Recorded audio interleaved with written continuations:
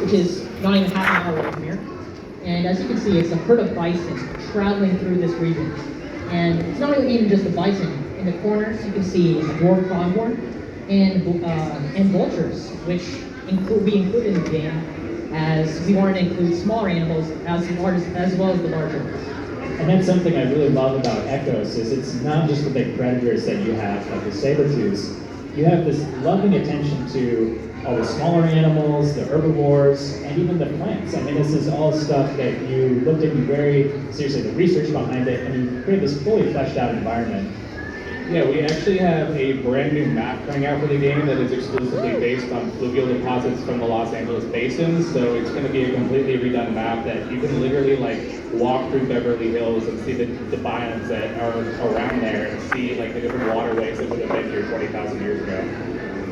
And I'll just put in a plug. If anyone has not visited our bird station yet, this vulture is there, the modern descendant. So definitely check that out. So you mentioned that you were able to create this whole ecosystem because we have a whole ecosystem of fossils found here at La Brea. We get everything from the biggest Colombian mammoth all the way down to a tiny grain of pollen. So we have a really good idea of all the plants and the animals that are here. We have about 600 species here at the tar pits. How many do you have in the game right now? Do you know that off the top of your head?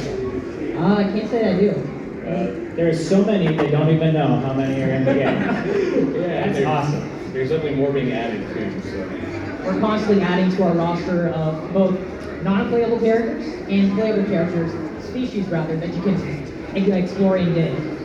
And I love that too, your playable characters, you have like the horse and the bison and things like that. And I would love the pitch, when you were making this game and you go to your investors and you're like, we're going to go back in time to the tar pits, and you'll be able to be vicious saber-tooths there. Like, oh yeah, it's a first-person shooter. You get to hunt the saber-tooths. And it's like, no, you get to be a horse, and you're going to eat grass. No, I used to be a docent at the Perot Museum in Dallas where I grew up, and there was a brand new paleontology hall that came out in 2015, and they had this big Colombian mammoth statue, and there's this hallway behind it. I was a docent, and I shouldn't have done this, and I don't condone docents doing this. I would literally camp through the hallways and make horse noises. I was that nerd, so that's part of the reason why I really wanted to help out with the horses on this game. We've tapped into a real market of people who just want to be horses and run around and neigh all day. This guy's nodding his head here in the front. He knows what we're talking about. I mean, I don't blame them. I mean, I saw Spirit. I get it, okay? Yeah. All right, but I'm just seeing terrestrial animals right now, and we know from our research at the tar pits that it was actually cooler and wetter here, so we had some streams and rivers going through. Where are the fish? Well, the fish are being added as we're speaking. So coming soon to this new map update, we're actually adding 4 new fish species to the game and a fishing mechanic for all the predators that live there. So you're going to be able to catch giant sturgeon if you're good enough. So you heard it here first, folks. Fish and fishing coming soon to Echos La Brea. This is where the drops happen. Yeah, if you ever really wanted to be a bass master, well, you don't have a bass, but this is your chance. So. But it'll be harder because you're going to be a saber-tooth, grabbing with your claws, right? And cats in water, they don't really mix that well, so. And so I should mention, we actually only have one of these fish here, the rainbow trout, in our fossil record, because we're upstream, right of the ocean. But how did you decide to put these other species in? Yeah, as you can probably see, the largest fish that we have here is the green sturgeon. A lot of these animals would likely be in the Los Angeles area when the riverways were larger and more open. And as a result, based on reasonable inference, we've decided to include them in the game for players to observe and even fish. This is going to make it really cool. We've already got flying things, you've got the animals running around on the ground, and now we've got the fish ecosystem too. Yeah, we got birds, bugs, and fish. Oh my. All right, so what I love about Echos La Brea is that it's a great piece of paleo art. And let's define that for our audience here. So paleo art is anything, it can be a painting, it can be like those sculptures behind you that tries to accurately reconstruct some kind of prehistoric life, like we find in the Ice Age. And there are a lot of video games that feature Ice Age animals. So if you play Far Cry or Ark, those both have saber-tooths in them. But the saber-tooths aren't really accurate, right? In art, they have a really long tail, and that's something we know is not true based on the skeletons that we find here in La Brea. What responsibility do you think you have as video game creators to add this kind of scientific accuracy? So paleo art is super important because it directly impacts how the public perceives something. So you might notice in some museums things are outdated. You might not like connect with them as much because they don't feel believable, but they don't feel like based in science or in reality. So a big aspect of paleo art is kind of introducing the concept of an extinct ecosystem to someone who has no idea what they look like.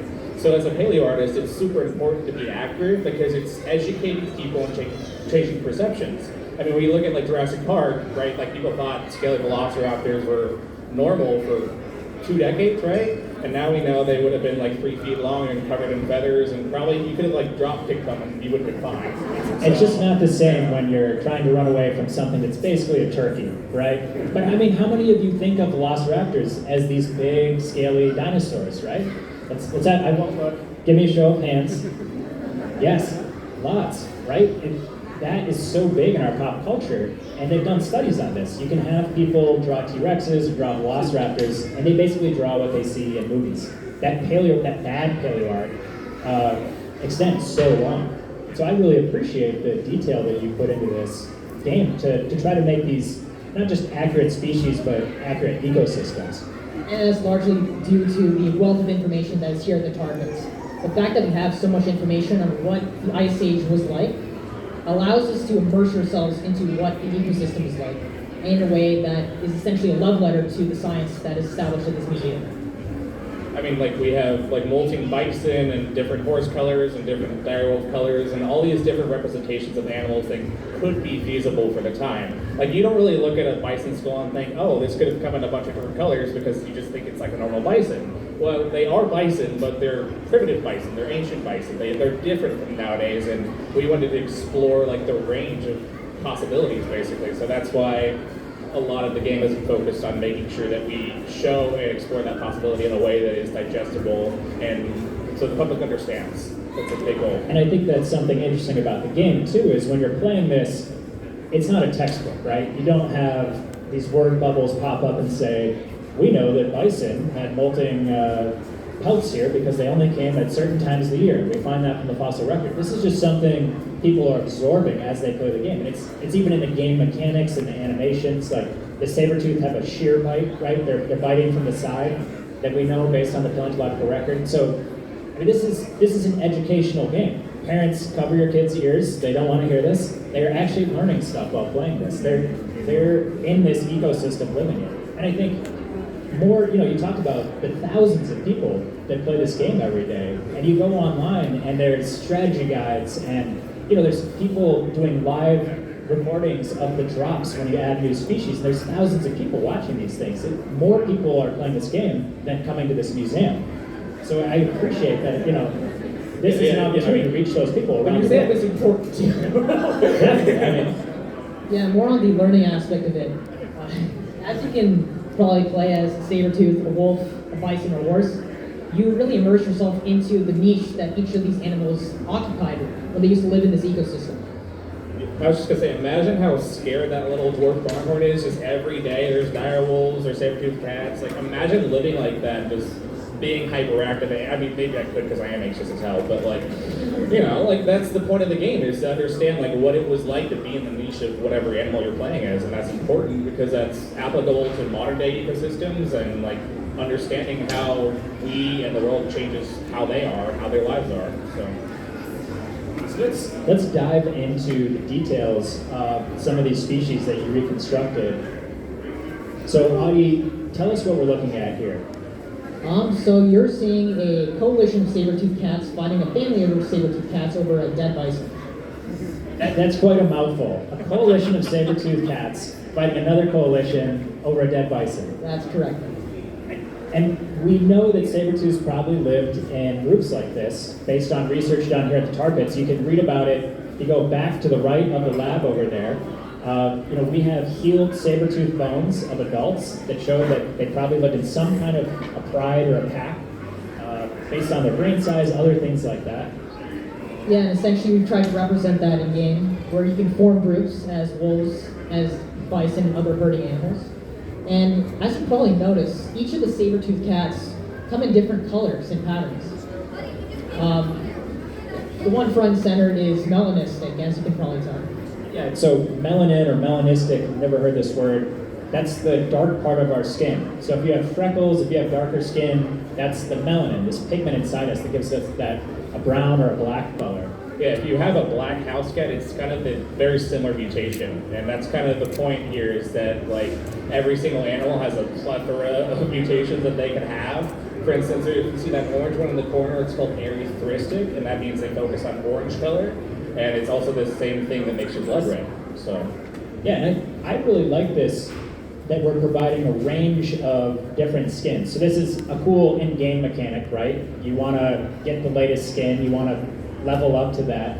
But this also is a good paleoart example because we don't know exactly what these animals look like. So it's good to have some uncertainty in how we're displaying them. We show them in a couple different ways. That helps us understand more. You know, we can see maybe a black saber-tooth or a brown saber-tooth and say, yes, that's a correct saber-tooth. There's not one right way. But also, every animal living around today has natural variation. So we expect a range of different coat colors and things like that. But what about, I mean, they all have kind of this dapple or this spotting like a leopard or a jaguar would have. What about that? So you might have noticed in earlier paintings, if you were familiar, like Charles Knight and other early forms of paleoart, saber-toothed cats are depicted with a very plain, lion-like coat almost. As our science at the tar pits has advanced, we've been able to tell that a lot of the environment wasn't very open at times. It was also very forested. And spots are a natural form of camouflage for a lot of cats today. So we opted to give the cat, based on stuff like jaguars and ocelots and bobcats, a spotted coat. Yeah, that's how we've reconstructed it here at the tar pits too, in the newer stuff. If you go and look at the frieze that's around the outside of the top of the museum, that's based on a Charles Knight painting from 1925. So that's when it shows them being more like lions, more of a tan color. Now, you are also the sound designer for this game, and I think, okay, maybe we can look at modern cats and see what they might have looked like, but I think a lot of people would say, how could we possibly know what an extinct species would sound like, right? But we've actually done research here at the tar pits. How did you figure out how to make these animals sound the way they do? That's an excellent question. So I have a question for the audience. How many of you, show of hands, own a cat? Perfect. Wow, this is a big cat. Huge Wow. cat fans here. So as you probably know, cats are purring cats. You hear them all the time. There's purring cats and roaring cats. A recent study in 2023. And so purring cats are your house cat and kind of the small cats of the world, right? So up to mountain lion. That's about as big as they get. And then we have the roaring cats. Those are tigers, leopards, lions, things like that. And if I see a lot of cat fans out in the audience, definitely check out our exhibit at the Natural History Museum, Fierce, the Story of Cats, if you haven't yet. Your cat can even be a star. Take a picture of it, and it will be in the exhibit. But, so those are the two branches of cats we have. Yeah, essentially, in 2023, there was a study that looked at the bone, the hyoid bones of the smilodon. Yeah, and these are bones that actually attach to your tongue. A lot of people probably don't realize that your tongue hooks onto a bone, but they're right in your neck right here. And they're super fragile, so they only preserve very, very rarely in fossils. But we have lots of hyoids here at the tar pits because our preservation is so good. Yeah, and essentially, it was criticism thought that, like lions and tigers, smilodon might have roared like them. But studying these hyoid bones, they suggested the shape of these bones are actually closer to purring cats, like your cats today, or mountain lions, ocelots, what have you. So let's listen to the sounds that you came up with for the mountain lion, and maybe you can describe them a little bit for us as we're hearing. Where did you draw these sounds from? These were essentially borrowed from sound files that I found online of mountain lions and ocelots, because they had that low bass sound that apparently Smilodon might have made as well, based on these studies. This is another cool thing about the game is you can actually control how you're signaling as an animal, right? So if you want to roar, if you want to neigh, if you want to attract other, what we'd say, conspecifics, other animals from the same species to you, or away from you, right? So one of our other animators, Bav, she is a big cat girl, and so she referenced a bunch of different like tigers, lions, mountain lions, just focused on their behavior. So a big focus on localization in this game is kind of emoting how that cat would have emoted. And all those different vocalizations mean something to the community. If you played the game, you're kind of brain-rotted enough to know what they mean. But it's very important to gameplay, because especially if you're like walking around in the wilderness and there's another saber-tooth and you don't know if it's going to kill you or steal your food, you need to kind of emote so that other cat knows how to react and you know how to proceed forward as well. I would be very scared if I heard those noises, playing the game or just walking around town. So another thing that I really love about the game is you give real starring roles to the herbivores. And so, the horses are a fun, playable character, and they come in all these different coats. And I know you are a super horse fan. So tell me more about the science behind these horses. So I'm a horse girl. I've been riding since I was 5 years old. So specifically when it comes to Equospheres, we actually have quite a lot of research published about what they would have looked like. So this is Equospheres occidentalis, which is the western horse that you see right over there behind us. We know that they would have come in bay dun, which is like, spirit. He's a bay dun horse, and that's what that guy in the very back is. But we also know horses that are bay dun could be bay, which is without that sort of dilution that makes them dun. So this is a bay horse, and then we know horses could come in black, and then also the dilute of black, which is called brea, which is that corner horse right there.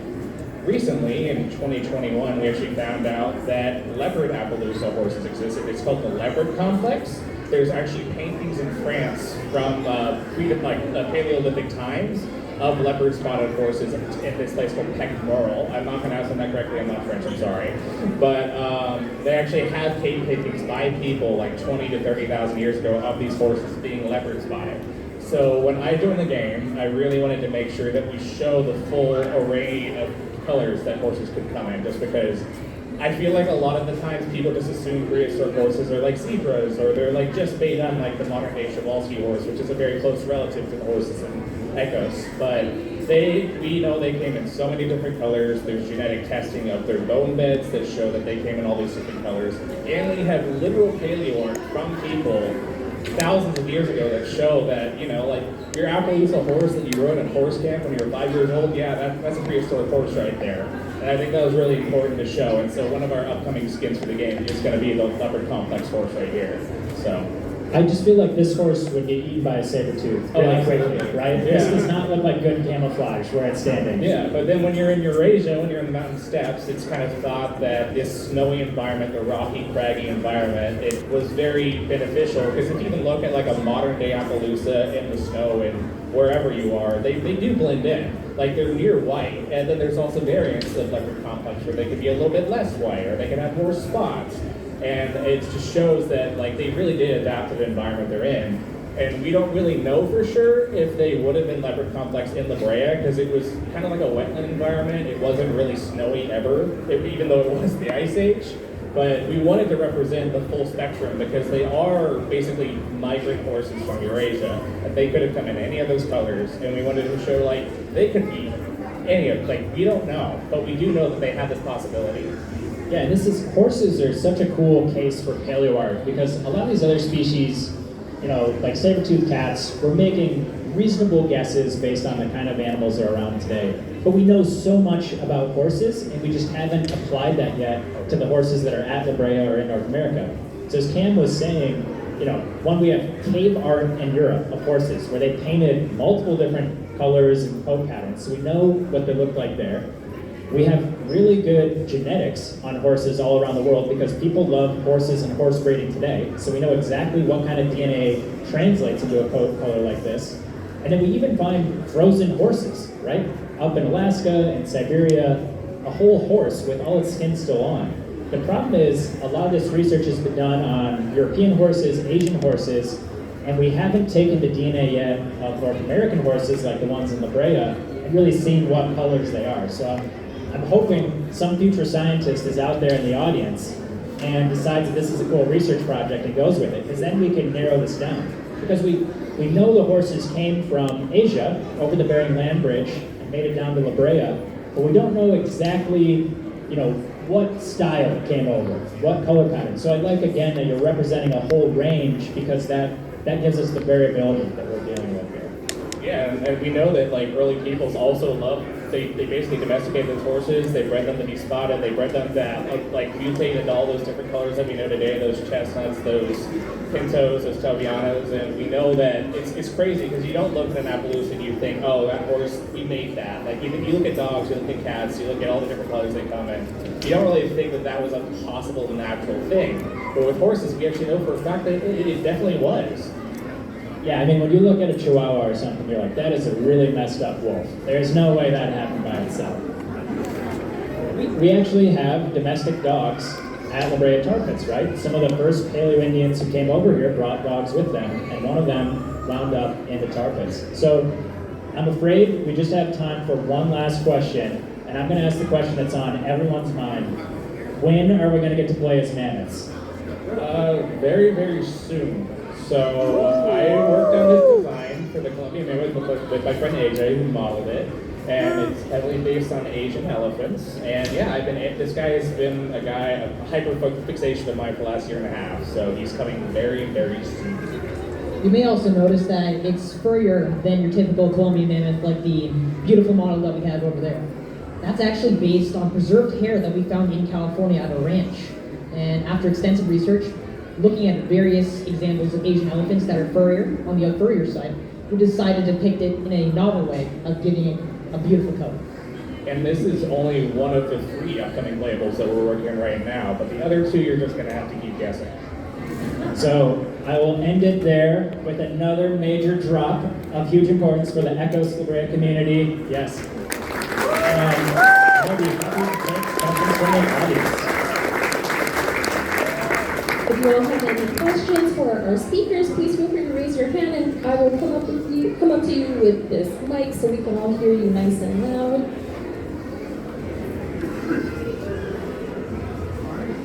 So in the Discord server, there was talk about predator versus predator combat. Was the render earlier of the saber-tooth fighting, is that what it's going to look like at all in game? I think the question was, you talked about predator versus predator combat coming in the game. Was that render of the saber-tooth fighting? Is that what it's going to look like? I know. Currently, we're still working on predator combat. Essentially, you can fight a direwolf as a saber-tooth, you can fight a saber-tooth as a direwolf, etc. That is essentially just a rendered image where we pose the models, like Bavelli posed the models in that fashion. So that is not representative of what the gameplay would actually look like. But we're still currently working on it. Thank you. Do we have any other questions? I see one over in the back. I'm giving to you. Yeah.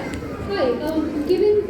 Given the proximity of where we are and where this game is set relative to a fault line, have you considered or are you thinking about incorporating environmental hazards such as earthquakes into the game?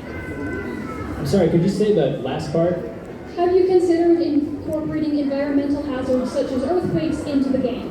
Oh, environmental hazards like earthquake. I mean, you already have rain, right? There are seasons. It's realistic in that regard. But what other hazards? Yeah, we have flooding at the moment, but not planned at the moment to have environmental hazards like that. But I mean, that's not a bad idea. So. Any other questions? Don't be shy.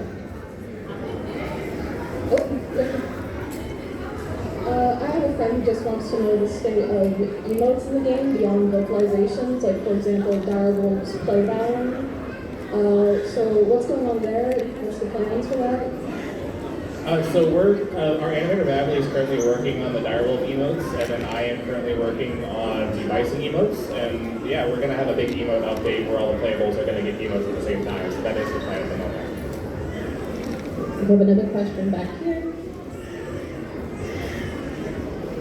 Hi, so quick question about timeline. Is there a chance in the future of the game that you are going to have the ability to fast forward in time to play as a paleontologist and go back and excavating? I think what I heard is, can you play as a paleontologist and go back? Not at the Time moment. travel. excavating. You can excavate what you've already, fallen into fire. So we do have fossils planned in the game to be found. It is going to be kind of like you're going to be an animal. You're not going to be as a human, but you're going to be able to find fossils in the game that are based on fossils found in California. But we don't have plans to add humans at the moment. If you want to go back to the ancient ice age and play as a horse, go to Ecos La Brea. If you want to be a paleontologist and dig up fossils, come to the real La Brea tar pits. Volunteer. Yeah. Do you have any other questions? It's okay if you're all shy, because these guys are going to stick around. They're going to stick around for more. Oh, we got one right here. And Okay. yeah, we'll This will also be our have last some one. more members of the dev team up here near the stage, so if you have any lingering questions, feel free and come up to us. Just curious about your opinion as a paleontologist about the revival of the dire wolves and the dire wolf. Yeah, this has been the big story here. So the work that Colossal is doing, I've known a lot of those scientists in my career. It's really interesting genetic work, and I think it will actually help us a lot on species that are not extinct yet. So like Galapagos tortoises, things like that, where we've already started using that cloning technology to increase the genetic diversity and help those species survive extinction. What they created as the quote-unquote dire wolf, it's really a gray wolf with a couple genes that are changed. Like, that's still amazing science. I just don't think they can say we brought back the dire wolf, period. It's now not extinct. Because there's only 3 of them too, right? If those 3 dire wolves, if those 3 wolves die, then the species goes extinct again. So if you go back to our lab, we have the mandible, the jawbone of the last known real dire wolf. So definitely check that out. Thank you. We also had a talk at the Natural History Museum maybe a month or 2 ago about the dire wolf and this story, and it was recorded, and you can see that on YouTube if you're interested in learning more. Do we have any other questions? Yeah, one right here. Will the coastal environment ever be built upon? Because I know that there are sea lions in the edge of the map, and there's also going to be a whale carcass that is in the map upgrade. Yeah, so that's going to be a part of the brand new map that we're going to have. There's going to be a beach whale carcass that you can scavenge from. At the moment, people that play Ecos know that we're adding a turkey vulture update, and let's just say within the beach whales there are a lot of vultures there. But yeah, so that's going to be a part of the new coastal biome of the new map, but it is going to be a brand new map separate from the current one, including the, if you're on our Discord, there's the redwood biome, all those different biomes that we've been teasing. We've actually been very cheekily teasing for the last few months. That's all a part of the new map, but it's going to be added very soon. So. And the new map is very much more accurate than the current one based on what Los Angeles looked like from the coast all the way up to the mountain range that surrounds the valley. Yeah, our developers Sean and Zach, they've been very on top of making sure that the environment, the biomes, is as accurate to La Brea as possible. So. Great. Well, I see no more hands, but no worries. Like I mentioned, they're going to hang out a little bit longer, so if you'd like to come up to them and ask them some questions, you can. Let's give a big thanks to all of our speakers here tonight. Lastly, I hope you all enjoy the rest of Summer Nights this evening. We have one more scheduled next Friday, so please come back and join us for a night of activities and drinks and the tar pits here at the museum. And please don't forget to stop by the Ecos La Brea game. It's literally right here next to me on this side here, so please check it out and ask these wonderful gentlemen all the questions that you have, and join us next Friday. And I look forward to seeing you all. Thank you again. Thank you so much.